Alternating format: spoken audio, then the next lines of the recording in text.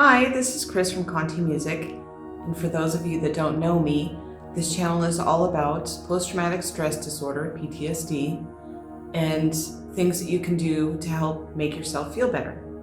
So with that in mind, we're going to just jump right in. I have an email that I would like to read for you because I think it's kind of important.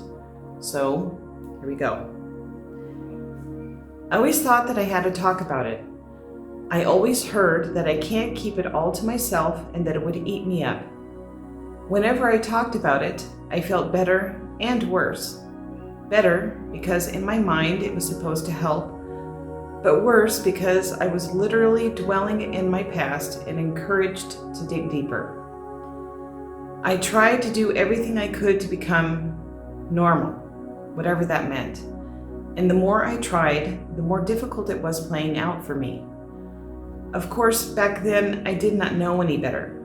Sometimes I thought it was strange to prefer being alone over being with friends or being in public places where I could possibly meet others. I thought it was odd that I was constantly analyzing and overthinking everything, and often thinking about worst-case scenarios. Looking back, even though it was a terrible time, I'm sure it's exactly what I needed because I had to work through what happened back when I was a kid. It took me almost 8 years. 8 years between anxiety and depression. I am much happier now and able to see that what happened is simply part of my past, yet it does not mean that it has to influence me still. On rare occasions, I think about it, only for a brief moment, and it passes by like any other thought I have, almost without any emotional impact.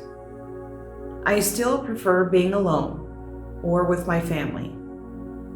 I don't need many people around me, but today, I don't think that that's a problem. For me personally, working through PTSD did not mean to change my life at all. In those 8 years, it was more about coming to terms with what happened, coming to a point where I could see the past for what it is, almost like a footprint I do not have to look back to. So, I find this very important. It's a good example of somebody who has made it through their trauma and made it through post-traumatic stress disorder, PTSD.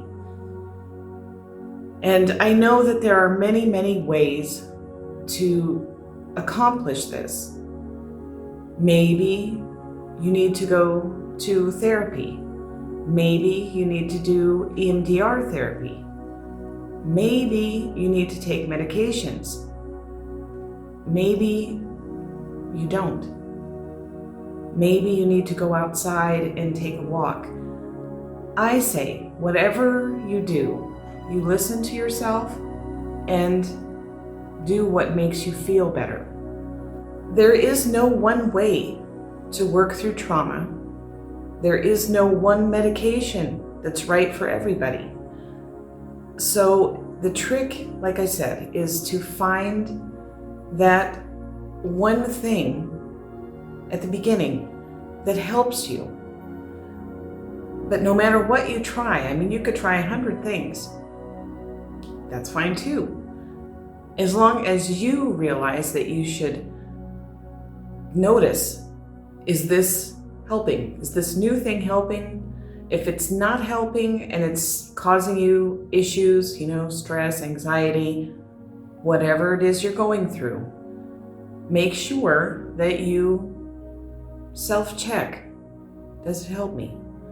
If it doesn't help you, move on to something else.